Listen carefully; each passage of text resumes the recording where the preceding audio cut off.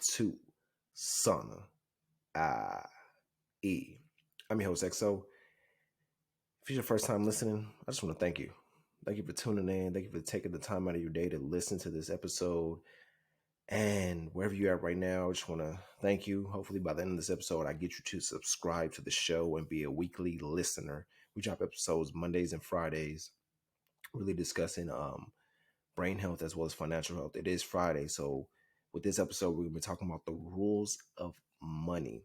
If you're wondering what is Sanai and how are they going to help me today, well, Sanai is a personal development platform for millennials who struggle with their brain health as well as their financial health when they want to look for somewhere to develop. This is what they come to.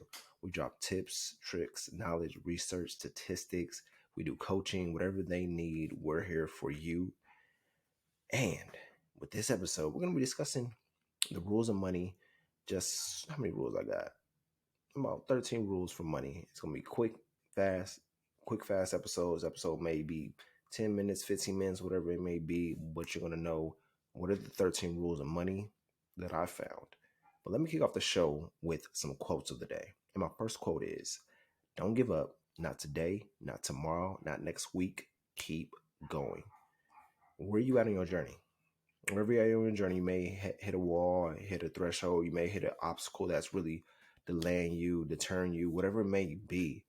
Don't give up. Stay the course, stay 10 toes down, and just focus on the end goal. Because at the end of the I'm speaking too fast.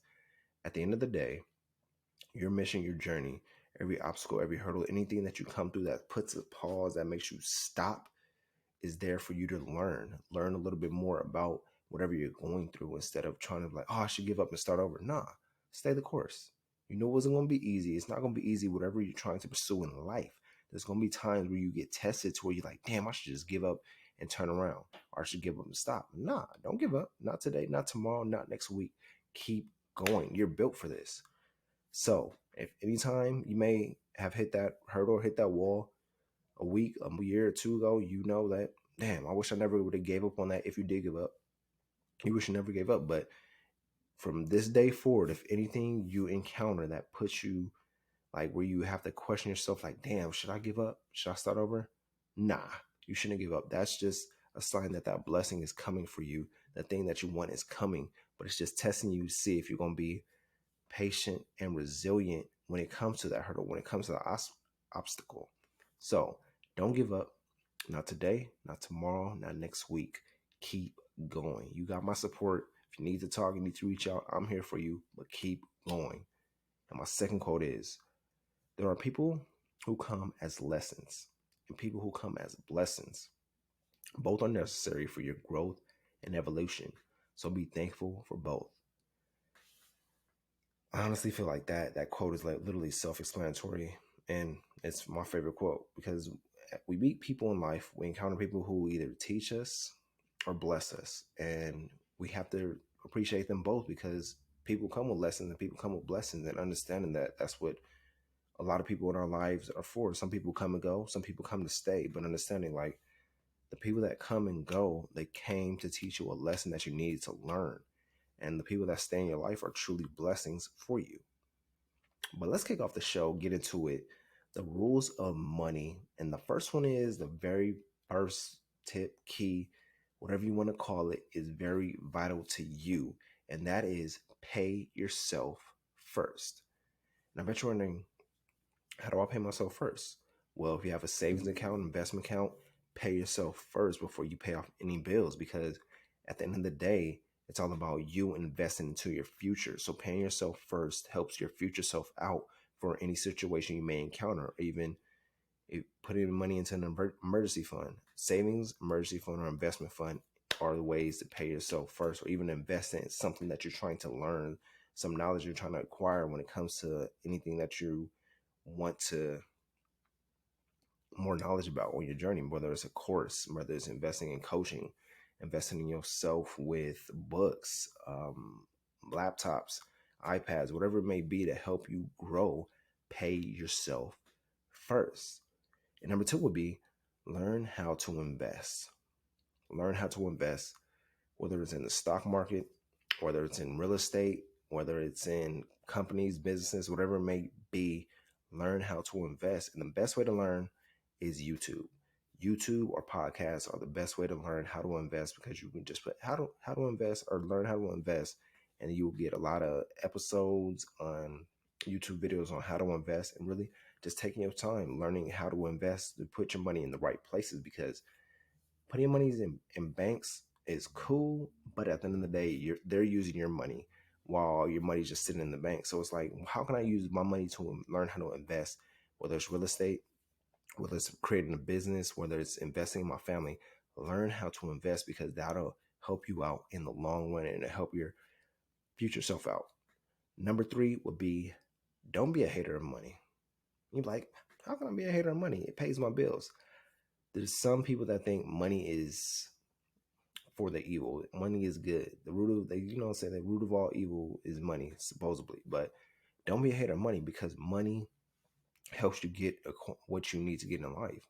And understanding money buys you freedom. Money buys you time freedom. So understanding, like, I can't hate money. I have to love money, respect money. That's how you attract more money into your life, by loving the money that you have and loving the little that you have, so you can get more abundance in the long run. So don't be a hater of money. Number four would be, give every dollar a job.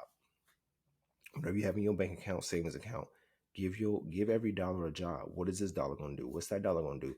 Your dollars are like little soldiers in your army. So it's understanding that every dollar that I have to give them a job, so I can spend less time working myself, whatever it may be. So every dollar you have right now, whether it's $5, $10, $100, $100,000, whatever it may be, understanding that every dollar has to have a job in order for you to grow financially. Number five, spend less than you earn. Have you taken account of your budget, or do you have a budget, and understanding your expenses, what you're spending money on besides bills, activities, entertainment, whatever it may be? Creating a budget, understanding, okay, how can I minimize my expenses and increase my investments? And living below your means, that's the biggest thing. And it's like hard for a lot of people, especially if you live in Cali. But understanding, like, how can I spend less than I earn? Maybe have to cut back in some places, and understanding, like, do I really need this, or is this just a want? And deciphering between the two, deciphering between my wants and my needs. Spend less than you earn, and your future self will thank you for it. Number six, have a plan and set goals. Do you have financial goals? We have life goals all around, but what are your financial goals? What do you want? What investments do you want to have? What type of savings do you want to have? What do you have an emergency fund?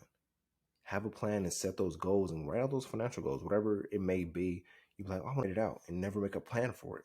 Especially when it comes to our finances. That's how while most people, most Americans are in debt, because we don't have a plan or don't set our goals for what we want to accomplish. We just go through life, living in the rat race and going through the cycles of life, working the 9 to 5, getting off, living check to check. But once you create a plan and you set the goals that you want to have, it'll put a lot of things into perspective to where you won't spend your time on nonsense. You'll spend your time and invest your time more into things you want to build up and invest in. Number seven, don't be a slave to money. Money's all around. You can make money in your sleep. You can make money when you're awake. Money is everywhere. And understanding that you can't keep slaving, like, oh, I'm going to work my 9 to 5, then I'm going to work this second job, and then I'm going to work this third job. Like, no, don't be a slave to money. Let the money come to you. Understand, like, you have a gift, you have a talent, you have a purpose, and you have to fulfill that purpose, and understand, like, I don't have to be a slave to money. Money can be a slave to me.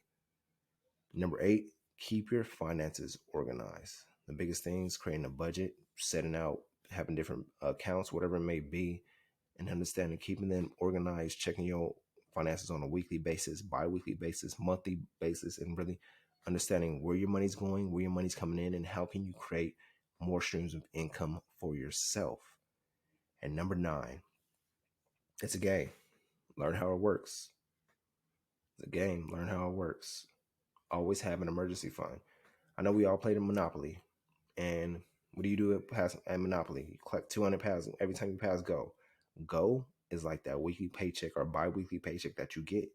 You collecting that 200 every time you pass go, and understanding, how can I invest this 200 or build this 200? You save that 200 plus by bi-weekly, and it slowly compounds and builds up to where you can invest in real estate, invest in properties, invest in something to where you know it's a game. Life is like Monopoly, and understanding, okay, if life is like Monopoly, I collect my 200 when I pass go.